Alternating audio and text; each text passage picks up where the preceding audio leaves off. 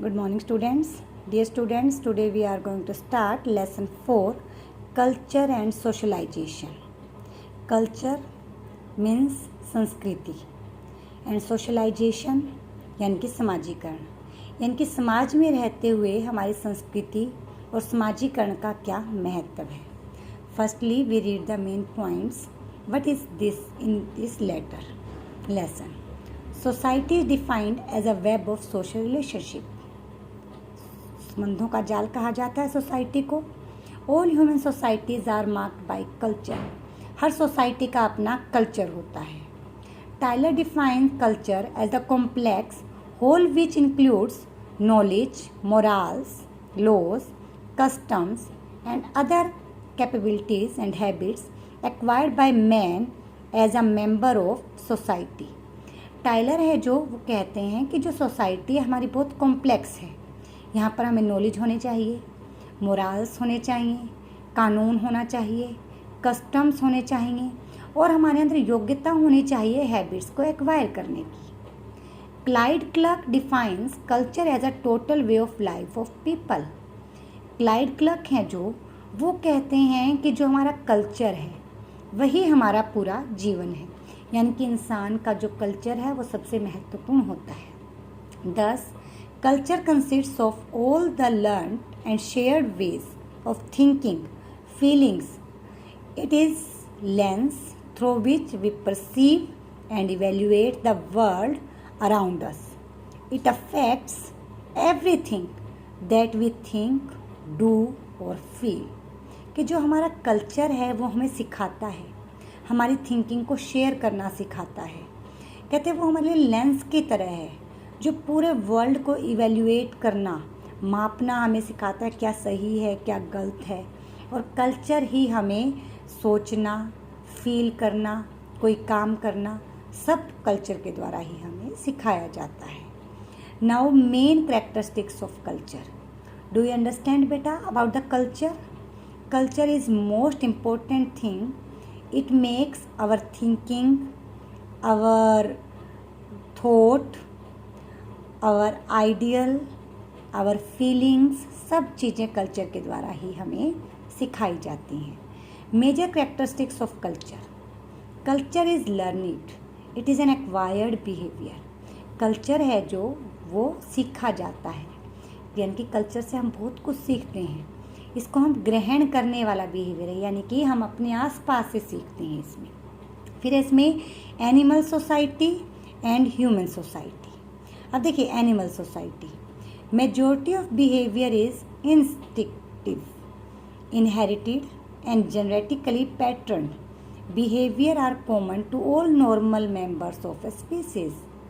कि majority of behaviour, जो behaviour है वो हमें विरासत में मिलता है, इनहेरिटेड है. Generally pattern behaviour are common to all normal members of species. कहते हैं जितने भी नॉर्मल इंसान हैं सब में एक जैसा सा कल्चर पाया जाता है. कहते हैं यानी कि एनिमल सोसाइटी है जो वो डिफरेंट है ह्यूमन सोसाइटी से.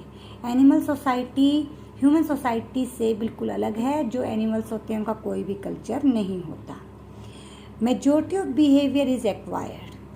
मोस्टली जो ह्यूमन बीइंग है वो सब इसको ग्रहण करते हैं. The behaviour makes a particular group of society distinct and unique. कहते हैं जो यहाँ के लोग विचार अपनाते हैं वो अलग होते हैं, डिफरेंट होते हैं. It is shared, can not be possessed by an individual in isolation. कहते जो कल्चर है वो हम अकेले में नहीं ग्रहण करते, सोसाइटी में रहते हुए ग्रहण करते हैं. And transmitted among the members of a society. और एक इंसान से दूसरे इंसान तक वो जो कल्चर है वो पहुंचता है. यानी कि आप जिन चीज़ों को अपनाते हैं अगर अच्छी लगती हैं तो दूसरे लोग भी उनको अपनाएंगे. तो कल्चर है जो ट्रांसमिट होता है. It binds the member of a society. Society के लोगों को बांधे रखता है. Next point is culture is dynamic, यानी कि एवर चेंजिंग. जो कल्चर है वो बदलता रहता है. It constantly changes. It makes each society and group unique और डिस्टिंक्ट. सोसाइटी को, ग्रुप को दूसरों से अलग बनाता है. आप लोग भी देखते हो पहले हमारा जो कल्चर था, अगर हम 200 ईयर्स अगो देखें कुछ और था, 100 ईयर अगो कुछ और था, अब कुछ और है, और आने वाले टाइम में कल्चर में और भी ज़्यादा चेंजेस आ जाएंगे। अब है मेजर कंपोनेंट्स ऑफ कल्चर। कहते हैं 2 टाइप्स होती हैं कंपोनेंट्स की, नॉन मटेरियल और मटेरियल, यानी कि भौतिकवादी और नॉन भौतिकतावादी। देखिए नॉन मटेरियल कल्चर कौन सा होता है?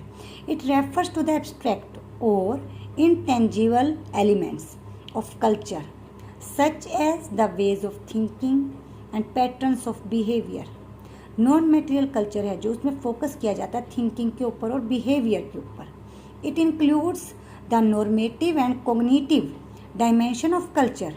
ये हमें नॉर्मेटिव और डायमेंशन कल्चर के बारे में, यानी कि जो हमारे समय के साथ बदलाव होता जा रहा है हमारे कल्चर में, उसके बारे में हमें बताता है। अब है नॉर्मेटिव, होता क्या है? तो कहते हैं this dimension includes social rules, social expectations. कहते हैं जब हमारे समाज में रहते हुए हमें कुछ रूल्स फॉलो करने पड़ते हैं, समाज के एक्सपेक्टेशन के ऊपर खरा उतरना पड़ता है। That is the norms and values of society. Society के जो नॉर्म्स हैं, रूल रेगुलेशन हैं, वो हमें मानने पड़ते हैं। Norms are socially approved guidelines which direct behaviours of members of a society और अ सोशल ग्रुप। जो नॉर्म्स होते हैं, सोसाइटी ऑफ द ग्रुप है, जो भी बातें कहते हैं ये सही है ये गलत है, उन्हीं को नॉर्म्स कहा जाता है। In other words they are the social expectations of proper behaviour. जो हमसे उम्मीद की जाती है सोशल बिहेवियर की, वही नॉर्म्स होते हैं।